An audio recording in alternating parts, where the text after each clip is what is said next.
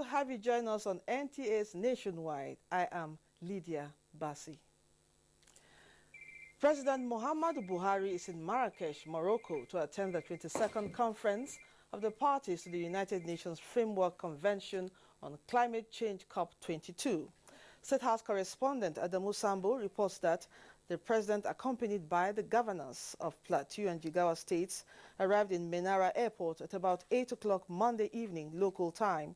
He was received by a high-powered Moroccan government delegation led by the Minister of Foreign Affairs and Cooperation, Nasser Bourita. Also at the airport include Nigerian Ministers of Foreign Affairs, Environment, Water Resources, Agriculture, Power, Works and Housing, and some members of the National Assembly, as well as the Chargé d'Affaires of Nigeria in Morocco. While at the conference, the president is expected to highlight the unwavering commitment of Nigeria towards implementing the nationally determined contributions and policy actions aimed at tackling climate change through environmental sustainable efforts. The special advisor to the president on media and publicity, Femi Adesina, said President Buhari will also use the occasion to rally international support for the cleanup of Ogoni land in the Niger Delta and the resuscitation of Lake Chad Basin.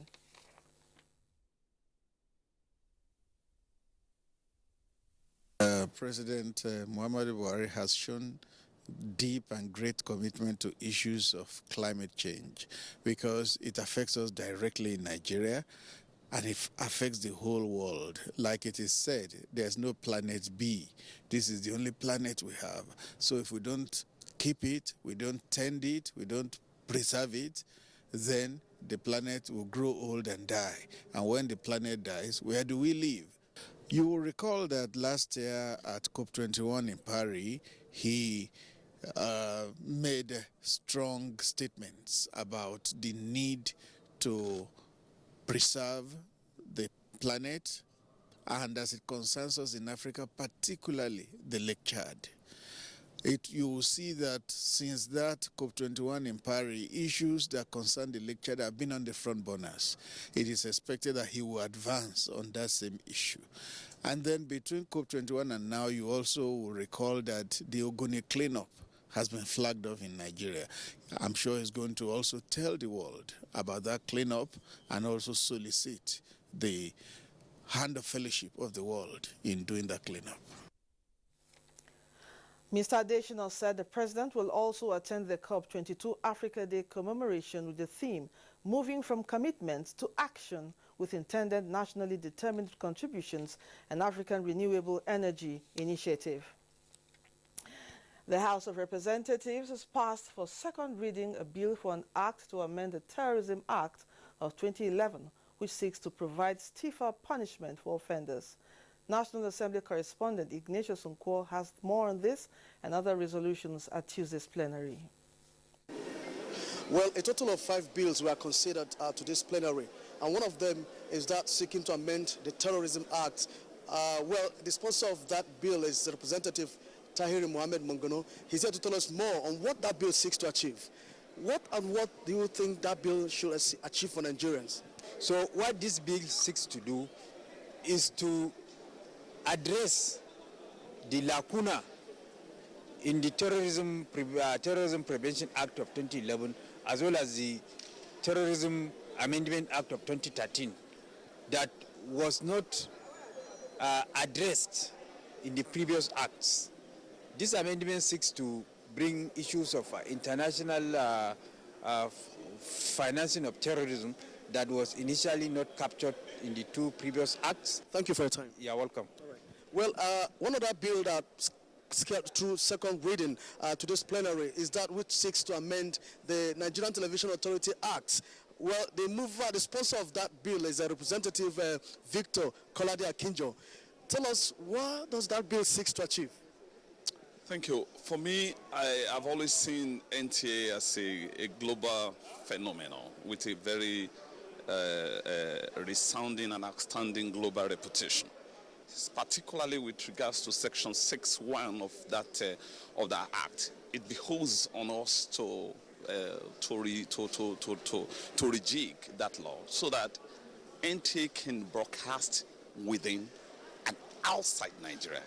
and the right institutional legal framework is granted to that effect. And I believe when that is done, NTA can unleash itself beyond the horizon, the Nigerian horizon, to the global frontier as an opportunity for that organization that is already doing well, that can still do better. Thank you very much for your time. Thank you. Well, another motion that was adopted, in fact, that was the only motion that came under matter of urgent public importance, is that seeking for the federal government to drastically improve the issue of irrigation farming in Nigeria. It's now back to the studio for the continuation of the news. Thanks, Ignatius. Former Sultan of Sokoto, Alhaji Ibrahim Dasuki, is dead. He was the 18th Sultan of Sokoto and deposed in 1999 during the military government of late General Sani Abacha. Former Sultan Ibrahim Dasuki will be buried today in Sokoto according to Islamic rites. Meanwhile, President Muhammadu Buhari has extended his heartfelt condolences to the Dasuki family, the government, and people of Sokoto State on the death of the 18th Sultan of Sokoto, Alhaji Ibrahim Dasuki. A statement from the Senior Special Assistant to the President on Media and Publicity, Garba Shehu, also commiserates with the Jamaatul Nasir Islam and the Supreme Council of Islamic Affairs over the demise of the remarkable traditional ruler that devoted his life, tenure of office to the promotion of peaceful coexistence and tolerance among diverse ethnic groups in Nigeria. The statement further says the President joins in mourning the passing of one of Nigeria's most powerful voices for peace and unity in diversity, who diligently kept faith with the virtues of the Sardauna whom he served as a public servant. The President goes on to say that apart from modernizing the traditional institution to bring it in tune with changing times, the late Ibrahim Dasuki, who died on Monday at the age of 93, will be long remembered for his role in the creation of the present local government system in the country. The President pays tribute to his contribution to national peace and development, particularly his significant role in producing the report that gave birth to the current local government councils. President Buhari prays that Almighty Allah will comfort the family of His Eminence, grant the deceased eternal rest, and reward his good virtues with paradise. We now join our Sokoto Network Center for update on Sultan Dasuki's burial, tributes, and other stories, as Asma'u brings us details. Thank you, Lydia. Good afternoon and welcome to Sokoto. The body of the 18th Sultan of Sokoto, Ibrahim Dasuki, who reigned between 1988 to 1996, has been laid to rest at the family graveyard Hubar in Shehu, close to the palace. Former Sultan Dasuki died on Monday, the 14th of November 2016, at the Turkish hospital Abuja after a protracted illness. Usman Zubairu reports. Born on 31st December 1923 in Dogondaji area of Sokoto, Ibrahim Dasuki was the 18th Sultan of Sokoto. He was deposed in 1996 during the military government of General Sani Abacha. Prior to becoming Sultan, he held the traditional title of Barade in Sokoto. Ibrahim Dasuki was the first Sultan of Buhari line of the House of Usman Dan Fodio. He was a close associate of Sir Ahmad Bello Sardauna of Sokoto and was influential in the founding of Jamaatul Nasir Islam. As early as 11 o'clock in the morning, dignitaries and people from all walks of life have started arriving in Sokoto for the funeral rites of late Sultan Ibrahim Dasuki, among whom are the federal government delegation led by Chief of Staff to the President Abba Kyari, ministers, governors, emirs, members of the business communities, diplomats and politicians. At the Sultan Bello Mosque was also a beehive of activities as people were trying to get set for the funeral prayers. In Sokoto, Usman Zubairu, NTA News. The federal government will, in collaboration with World Bank, spend over $400 million in transforming irrigation management in Nigeria. Shehu Muhammad Detti reports that 3 irrigation schemes were selected for the project towards improving access to irrigation and enhancing agricultural value chain as well as delivery. Nigeria has over 200 irrigation schemes across the nation, but have been performing below expectation. The 3 selected irrigation schemes to benefit from the project are Sokoto Rima River Basin Development Authority, Hadeja Jama'ari River Basin Development Authority, and Upper Benue River Basin Development Authority, respectively. The project is aimed at improving access to irrigation and drainage services, as well as strengthening institutional arrangement for integrated water resources management. In line with this development, a team from the World Bank were at Sokoto Rima Basin Development Authority to interact with the management with a view to reviewing the progress of the project so far. Managing Director Sokoto Rima River Basin Development Authority, Mukhtar Ahmad Anka, assured the team of the maximum cooperation for the success of the project. National Secretary of the Change Management Committee and Project Manager Baccalaureate Irrigation Scheme said the idea is to come up with the best way of utilizing the irrigation schemes in Nigeria. There are different kind of vehicles that have been initiated to pilot these changes. The change in operations, the change in maintenance, the change in all aspects of what brings about, positive and easy life to people by increasing the food quantity and quality we produce in this country. Innovations and researches of the project are expected to address specific site problems, hindering full exploration of benefits of irrigated agricultural production. In Sokoto, Shio Mohammedetti, NTA News. And that's it from Sokoto. It's back to Lydia for more on Nationwide. Good afternoon. Many thanks, Asma'u. Vice President Yemi Osinbajo says Nigerians will continue to show appreciation to members of the armed forces and their families for laying down their lives for the survival of the country. He said this at the launch of emblem in commemoration of the Armed Forces Remembrance Day at the Presidential Villa, Abuja. State House correspondent Jide Onifade reports. It's now my honor and privilege, on behalf of the President and Commander-in-Chief of the Armed Forces, President Muhammadu Buhari, to launch the 2017 Armed Forces Remembrance Day Emblem and Appeal Fund.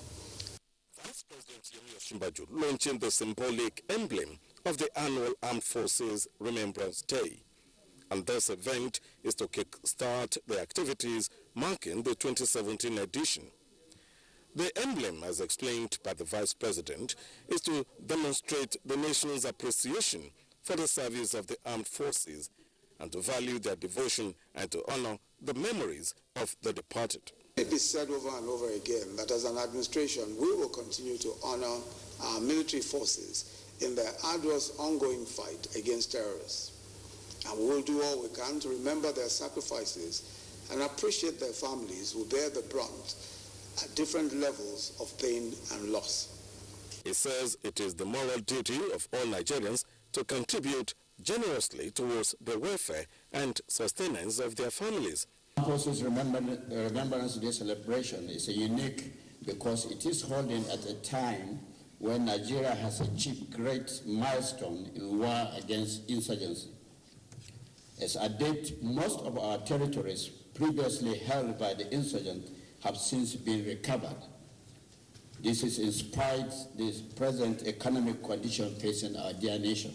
To thank all the ministers for their massive support during the course of the last year and appeal that you kindly do just a little more. As expressed by the Vice President, the greatest honor that could be done these fallen heroes is for the people to maintain the peace and unity that they laid their lives down for. From the Presidential Villa in Abuja, Jide Onifade, NTA News. Meanwhile, wounded soldiers in hospitals in Maiduguri have appealed to Nigerians for prayers and more support. They made the appeal when the Chief of Army Staff, Lieutenant General Tukur Buratai, visited to console them. Defense correspondent Ismail Musa has more. The periodic visit is to appraise the condition of wounded soldiers receiving treatment in different health facilities in Maiduguri. Corporal Ibrahim Usman, who has been here for the past 8 months, is one among 97 soldiers who say they are responding to treatment at the 7th Division Hospital. And I'm feeling all right. I'm coming up now. What we need for Nigeria is that we need Nigerians to take care of us. The common cases include gunshot, fracture, and mine injuries. Injuries to the eyes, injuries to the ears, sometimes to the neck, and maybe injury to the head, neurosurgery. We collaborate with the consultant at the teaching hospital to give the best to our soldiers. The 7th Division Specialized Hospital has 105 bed capacity. The Chief of Army Staff also visited 23 wounded soldiers here at the University of Maiduguri Teaching Hospital who could not be addressed at the 7th Division Medical Service. An operational visit, and which also encompasses a welfare visit to see the troops here that are admitted and to boost their morale and to show that, yes, we are with them, to convey Mr. President's Commander-in-Chief's message of goodwill. From Maiduguri, Borno State, Ismail Musa, NTA News. Going by government plans to borrow almost $30 billion to develop infrastructure, guests on NTA's Good Morning Nigeria program have emphasized the need for prioritization of projects to achieve the desired results. Aisha Uba Ali reports. It is no longer news that Nigeria is under recession. The concern now is how Nigeria can cushion the impact of the economic downturn with the available lean resources. This perhaps would have moved government to propose borrowing billions of naira from IMF, which will be channeled into infrastructure development. Some guests on Good Morning Nigeria agree partially with the proposal as the way forward for the country, while others recommend outlining roles of key players instead of a healthy competition in the whole process. After building this, after talking of getting funds to build this, what are the plans to manage them? The sustenance of these projects, the infrastructure that we develop. But fundamentally, we need to get back to ensuring that monies appropriated are actually used for the purposes for which they have been appropriated. Some major factors that have contributed to the deplorable state of the country's infrastructure include improper project management and inability of government to recognize bankable projects. We will put our loan requests through a very rigorous process, and if they feel that that loan or what we want to use that money for cannot make the impact, they will decline it. And they will ask us to go and find another project that makes sense. When you are doing what you can do directly, you engage the private-public partnership to have a robust outing. But here, we are yet to perfect our PPP arrangement, to domesticate it so that it can work for us the way it is working elsewhere. With a bill underway, the Chairman House Committee on Ethics and Privileges, Osai Nicholas Osai, is optimistic about taking infrastructure, especially road development, to the next level. The means of doing business has gone down. High charges because of bad roads. All these are issues that we have to address. It is in that light that I and my colleagues feel, let us bring something to life that can ease, the ways of doing business in our country, and that's why I introduced this bill. They say funds remain critical in bridging infrastructure deficits in the country. In Abuja, Aisha Uba Ali, NTA News. Still on infrastructure, the crucial role of public-private partnership as a potent tool for channeling investments into infrastructure growth in Nigeria is the thrust of a workshop for personnel of ministries, departments and agencies in Abuja. Abdullahi Suleiman Iyaji has more. Nigeria's huge infrastructure deficit is said to be one of the major constraints to socio-economic development, estimated to be only 20 to 25% of gross domestic product in 2013. This necessitated the formulation of the National Integrated Infrastructure Master Plan that spans from 2014 to 2020 in order to increase infrastructure stock to 70% of GDP by 2043. PPP financing is one of the reliable options because it reduces financial burden on government and enables it to free up scarce resources to be allocated to other spending priorities. If you say a project is bankable, is to make it appealing to private capital. And private capital will only come when they can define the entrance, for their investment, and they could see the clear exit. This workshop is highly necessary at this point in time so that government agencies can understand what it takes to put together and piece together a bankable project, because until that is done, drawing funding for such becomes very difficult. Knowledge and skill sets in different areas of public-private partnership competencies, including feasibility studies, financial restructuring, procurements, and contractual agreements, formed a crucial part of interactions at the workshop. In Abuja, Abdullahi Suleiman Iyaji, NTA News. Finance Minister and Infrastructure Funding and Minister of State Aviation on airport concessioning. These and more from Lagos Network Center with Jennifer. Hello, Jennifer. It's over to you. Thank you, Lydia. Good evening and a warm welcome to Lagos. Arrangements have been concluded by the federal government to embark on massive development of roads across the country in 2017. Minister of Finance, who disclosed this to journalists in Lagos, also said that government has created a road trust fund in which public and private funds will be injected to boost road constructions. Amechi Pius has details. Road is a critical infrastructure which the Finance Minister, Kemi Adeosun, says is a top priority of the present administration. She disclosed that government has already released about 350 billion naira aimed at constructing and rehabilitating major roads in the country, like the Lagos-Ibadan Expressway. She said the contractors sat on this fund because they were owed and feared that they may not get additional funding to execute the projects. Because their attitude was, we don't know when another one is coming. But when we did the second release, which was another 350 billion, we've now started to see a lot more activity. So if you think about projects that are near here, like Lagos-Ibadan, I'm sure you've seen a lot more activity in the last 3 months than before. And that was because the contractor said, look, we haven't been paid since 2012. Now you've given us money, you're still owing us. You haven't paid what you're owing, and you're asking us to work. So there wasn't that confidence that, are you sure government is going to sustain this? But now we've proved that we are going to sustain it. We're still planning another release before the end of the year. We're hoping that we'll still be able to do it because we're very committed to this. The Finance Minister noted that the establishment of the Road Trust Fund is to source private funding, particularly pension fund, to be invested on road construction. What you should see in 2017 is a massive focus on roads. So not only will there be direct government money, there'll also be private money on roads that can be tolled. And the reason for that is, if it takes you, for example, 2 hours to cover a journey that should take you 20 minutes, you've already paid a toll in terms of the wear and tear on your car, the fuel, your time. So why not just quickly do that road and say to people, pay so much to use the road. The whole idea, she says, is to unlock productivity in the economy, create job and wealth for the nation. She puts the funding of the country's infrastructure gap at about $25 billion yearly. In Lagos, Mechi Pius, NTA News. Innovation, transparency, accountability, and due process will drive the concessioning of the nation's 4 international airports already approved by the federal government. Minister of State Aviation, Hadi Sirika, disclosed this at the stakeholders meeting in Lagos. Vera Chimuba has more.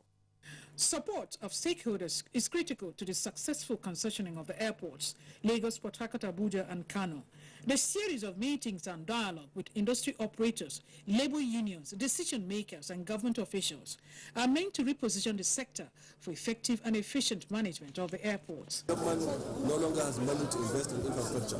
It's good that we interact with them, we dialogue with them, we come to the same level of understanding of what is ahead of us, so that it will be the best thing that could come out. The stakeholders in various presentations were not opposed to concessioning, but ventilated their frustrations on a number of issues. The people that will be affected, how will they be taken care of?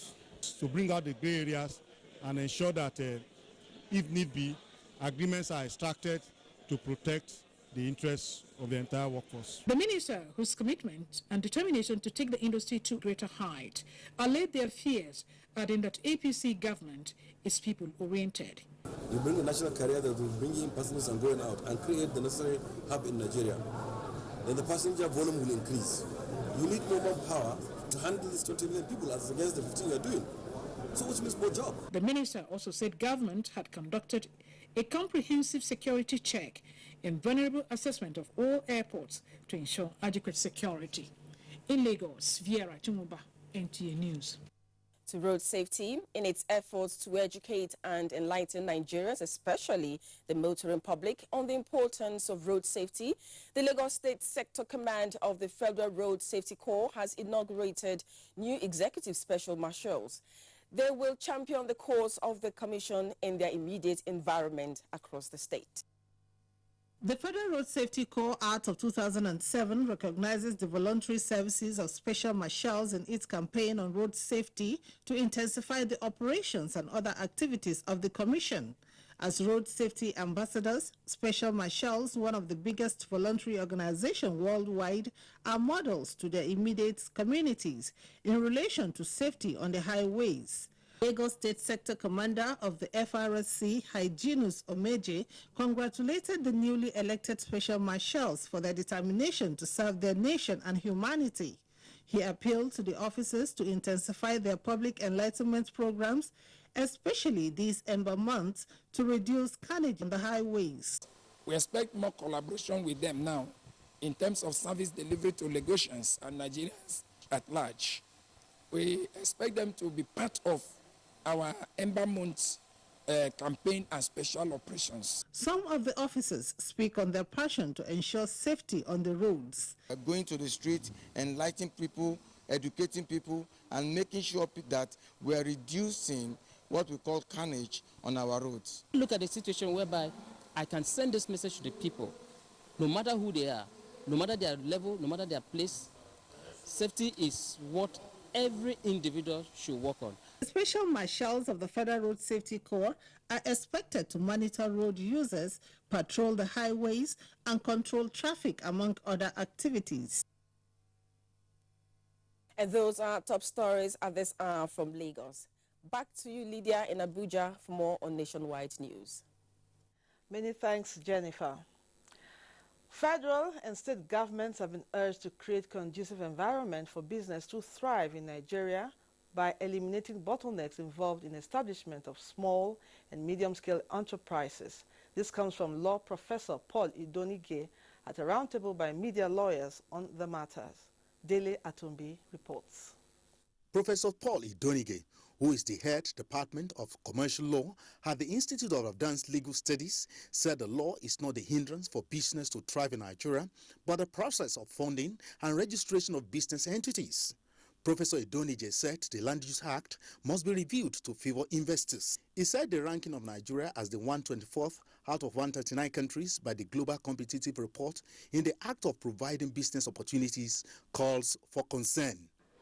If our ranking in doing business has to be improved, we have to look at state practices, state regulations, state policies.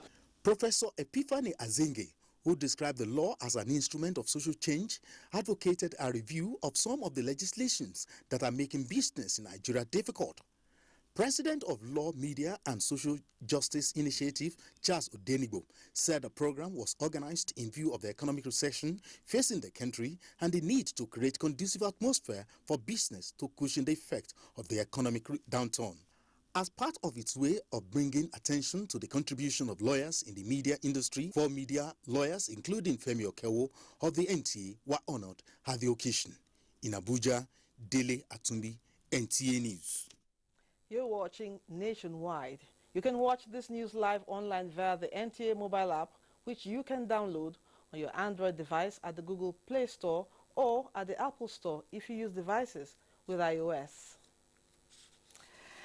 We'll pause for some messages. Nationwide continues after this timeout. Don't go away. From what we have seen, we have the capacity which we can rapidly develop or feed ourselves. If we don't import rice, we stop importing corn and other grains, Nigeria will have plenty of money to invest into developing industries, especially manufacturing, textiles and so on, and develop iron and steel, and complement the infrastructure development. So really, the opportunities are virtually limitless, and we are very, very aware of this, and we are prepared to explore it to the fullest.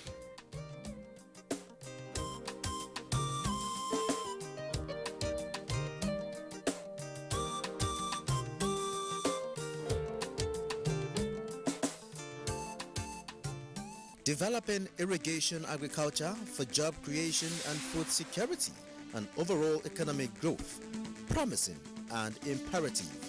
This is the focus on NTA Tuesday Live this week.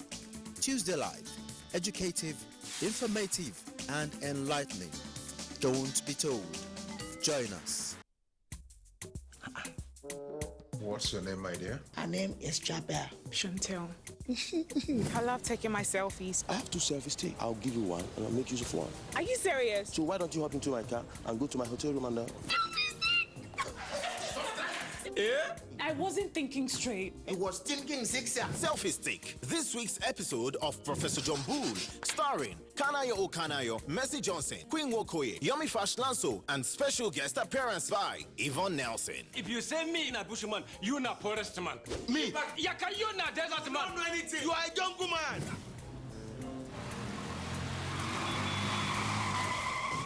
Professor John Bull, this Tuesday and Friday, 8:30 to 9 p.m. on NTA Network International and Star Times. I don't think I'm looking fine here. No, you're fine. Don't worry. No, see my eyes here. No, but you're not that fine. No, eh? Over and out. Welcome to the new speed of life. Our latest edition of TV Guide is out. This edition of your favorite magazine will simply blow your mind. The package is loaded, and our offering is quite illuminating. NTA has a new Director General, Yakubu Ibn Muhammad, a tested and trusted professional, an old wine that keeps getting better with age. This is the new driver of the Dish to Switch Over train.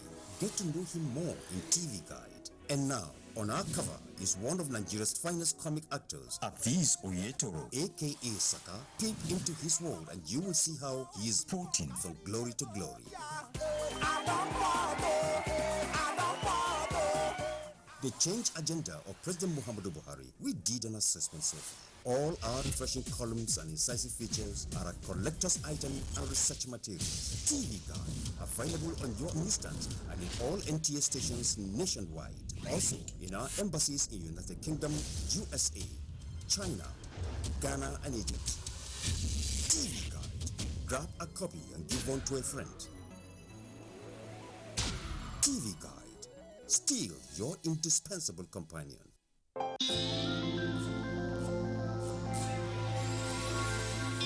The essence of having a leader. When you promise, you make sure that you fulfill your promises. And that's what I'm after in particular, the success of my husband's administration. And he can't do it alone except with the help of the governor's wives, and all members of our progressive party. Properties Investment Company Limited, a subsidiary of the Nigerian Television Authority, specializes in creating comfort in all areas of life, such as real estate investments, that is, land, houses, and office spaces, mast leasing, savings and loan scheme, household items and car loans, and so much more.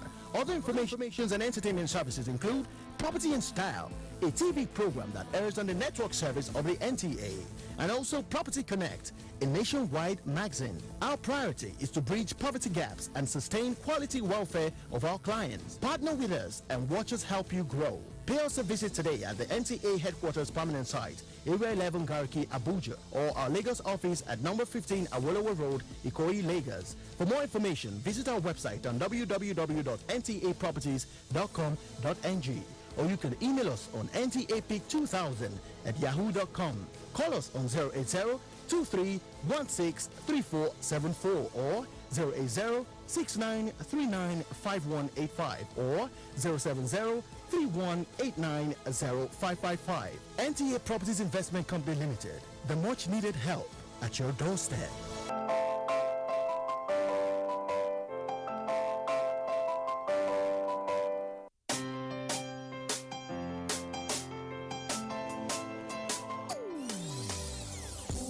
Hear the call of change. Stand up, Nigeria. Change is here and it's going to stay. Change begins with you. Oh yeah, make we go. So let it change, begin from within. Look at you, change begins with you and me. Change begins with me.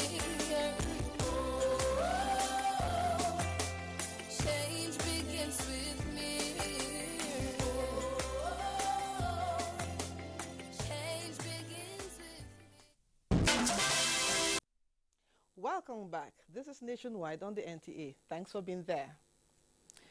Jos Network Center brings us another set of stories with Femichit as our guide. Femichit, what do you have for us? Hello and welcome to Jos. To address the rising level of poverty in Nigeria, the federal, states and local governments must provide good governance to the generality of its citizens. Director General, West African Institute for Financial and Economic Management, Professor Akpan Ekpo, said this in a lecture he delivered at NIP's Distinguished Annual Lecture. Ekemrem Kaneng Ladoja reports. Professor Ekpo, speaking on the topic Strengthening Institutional Mechanisms for Poverty Reduction and Inclusive Development in Nigeria, Challenges and Prospects, noted that government must formulate and implement an economic blueprint targeted at poverty alleviation, which will be keenly monitored. There is an emerging consensus that the lack of quality governance hinders growth and investment and aggravates poverty and inequality. Therefore, when we have put together the frameworks of institutional mechanisms for poverty reduction, government must not lose sight of the overarching importance of quality of governance. Chairman of the occasion and Plateau State Deputy Governor, Professor Soni Chuden, described the topic as apt in view of the economic challenges the country is facing. Related to that is the issue of inclusive governance. If you are able to uplift people out of poverty, you are already creating the enabling environment for them to be active participants in social-political processes in the society. Because you cannot go and be talking about policies or about government or about politics to a hungry man.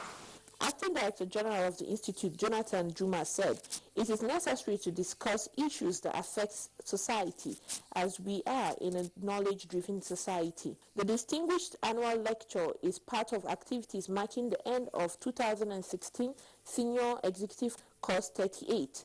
From NIPS, Kuru, Ekemeren Kanengladoja, NTA News. Plateau State is to receive over 14 billion naira budget support facility from the federal government for the execution of projects and other dividends of democracy. Commissioner for Information Malam Mohammed Nazif disclosed this at a parley with newsmen. Correspondent Nenrod Nina Dinget has details.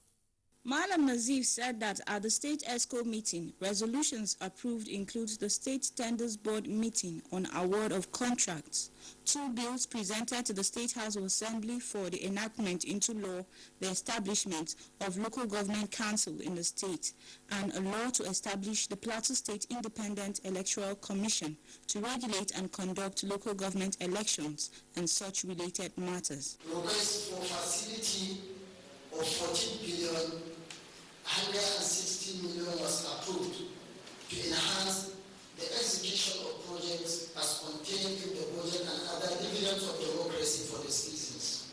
Issues reported from the Ministry of Finance dwelt on the state government's payment of arrears of promotion and annual increments to civil servants amounting to the tune of over 200 million naira. The Ministry of Housing and Urban Development had Memorandum of Understanding signed with developers under the Public-Private Sector Participation Scheme to construct over 22,000 housing units at 9 sites, as well as the procurement of 2 road patches to aid in the repairs of bad roads. In Jos, narrates Nina Dinget, NTA News. The Operation Safe Haven in Jos has reiterated its commitment to a crime-free plateau. Commander of the Operation Safe Haven, Major General Rogers Nicholas, re-echoed this while parading 8 suspects for crimes ranging from car theft to possession of hard drugs and weapons. Yusuf Umar has more. Major General Rogers told Wase people who gathered at the town hall to receive him that he is committed to ensure that total peace is restored and sustained in Wase local government and the state at large. He said, although Wase seemed to be enjoying relative peace at the moment, some security challenges still linger that needs to be addressed, adding that the purpose of his visit is to stabilize the security strength already established in Wase. Most of the issues raised were issues that relate to the state government affairs. Well, ours is to make sure that enabling security environment is provided. That's what we're working on. But on our own part, we also initiate those letters back to the state government, telling them that they must take certain measures to avert issues of laws and order being broken down. So we are going to, on our own side, also raise the issues on the security nature of the place to the state government so that the state government can come up strategically with a political decision. On his part, His Royal Highness Dr. Muhammad Sambu lauded the effort of Major General Rogers and his team and pledged his support to ensure that existing peace is sustained in Wase and other parts of the state. Some of the community leaders agreed unanimously that forceful acquisition of land and illegal installation of traditional leaders in the town has also been the major causes of crisis in Wase. In Jos, Yusuf Umar, NTA News. And it's a wrap from Jos. Lydia, it's back to you for more news. Thank you, Famichit. President, Catholic Bishops' Conference of Nigeria and Archbishop of Jos, Most Reverend Ignatius Kegama, said the Catholic Church in Nigeria has deep concern for Christian unity, intercultural harmony, and interreligious coexistence for national development. This was at the International Conference on the Catholic Church and Pentecostalism Challenges to the Nigerian Context. Ifeanyi Ezumba reports. The idea behind the conference goes back to an international conference held in Rome under the heading Evangelicals, Pentecostals, Charismatics, to share information, views and perspectives on how to understand each other on a profound and personal way and to work together on issues and challenges given the concrete and conflictual context of the Nigerian society. The tension, conflict, distrust and suspicion that we witness is not healthy. It's not Christian. So we hope that we can explore ways of understanding ourselves, do away with prejudices and these artificial barriers that have been erected for decades. I have learned a lot from a Pentecostal person who I met during the study.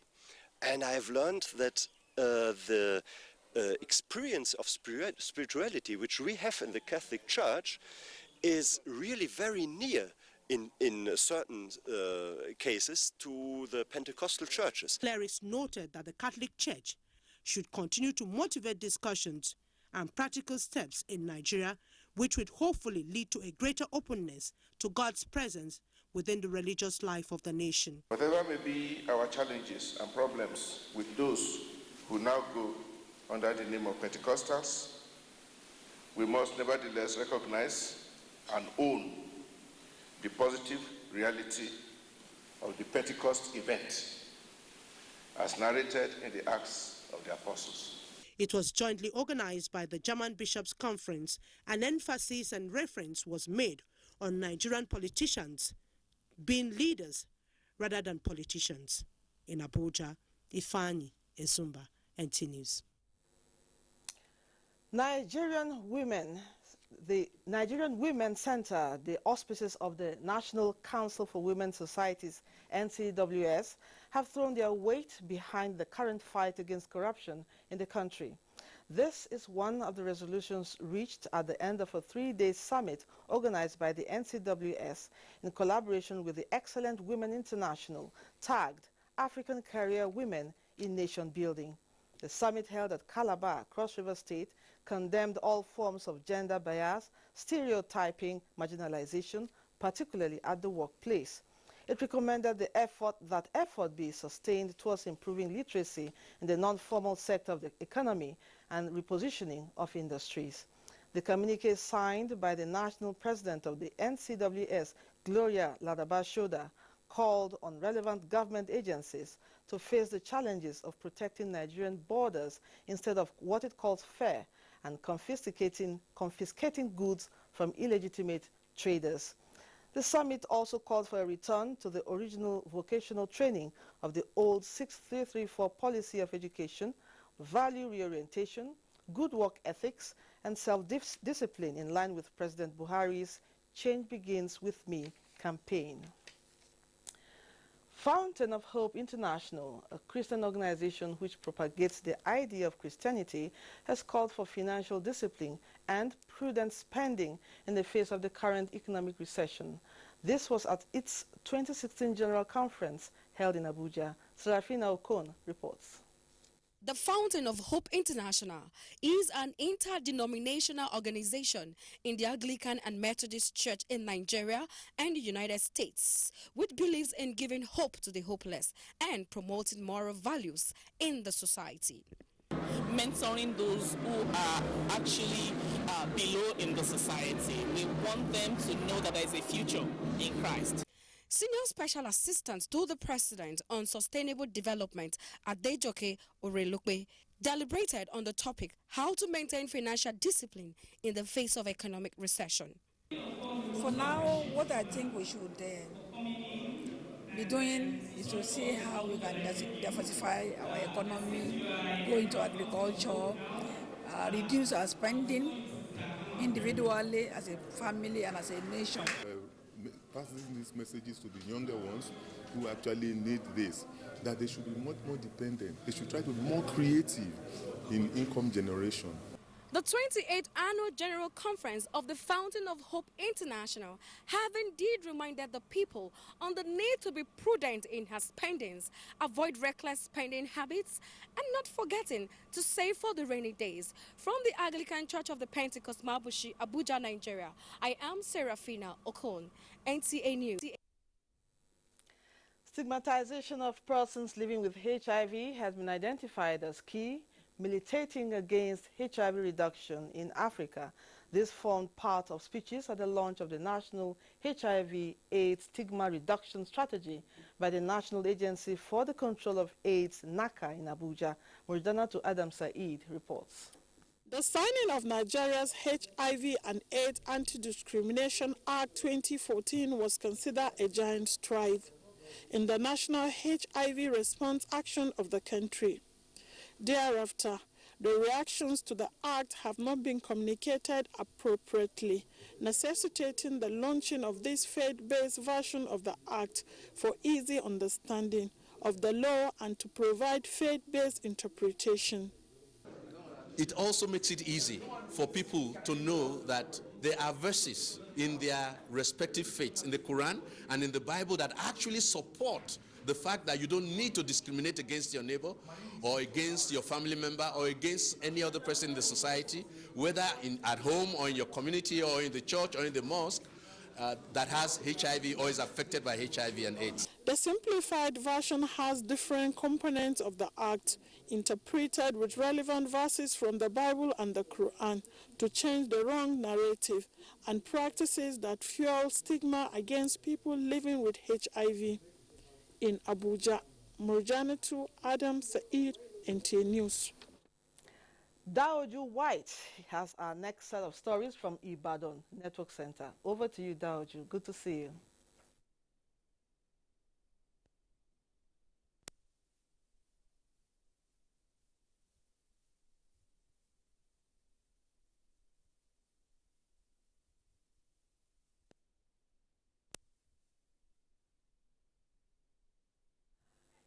We're sorry for the lack of audio from our Ibadan Network Center. We hope to link with them when it comes back. One of the challenges of the Nigerian society is how to close the gap between various segments as to provide equal opportunities for all. This has, however, been partially tackled courtesy of the Rotary Club of Wuse Central, which has embarked on an effort to bridge the educational gap between the children of the poor and the rich within the highbrow settlement of Asokoro, Abuja. Timothy Yusuf tells us more. The lucky settlement is Paduma 2, which is located beside Asokoro Extension. The disparity between primary schools in Asokoro and that in Paduma is undoubtedly wide. Worried by this situation, the Rotary Club of Wuse Central stepped in to give a boost to the basic education need of the community. Under the humanitarian scheme, Our Lady of the Rosary Nursery and Primary School, Paduma 2, now has 2 blocks of 4 classrooms, a motorized borehole including an overhead tank, a block of 4 toilets, 64 pairs of desks and chairs, and storybooks for the school library. Officials of the club say they were moved by the hitherto deplorable condition of the school, especially in a community where they can easily see what their privileged age groups enjoy. We are just strictly serving humanity. We are doing this because we believe we can lift their soul. If they are learning in a good congenial atmosphere, it is going to sink. It will be better. For Primary 4 pupil Jeremiah Abba and Helen Simon, who is in Primary 5, their study life, now they say, is likened to light overshadowing darkness. Their head teacher agrees no less. With the advent of this new block built by the Rotary Club of Wuse Central, and the school has just changed. The school is moving well, everything is working well. The facilities provided by the school by the Rotary Club of Wuse Central is estimated to be at about 20 million naira. In Abuja, Timothy Yusuf, NTA News.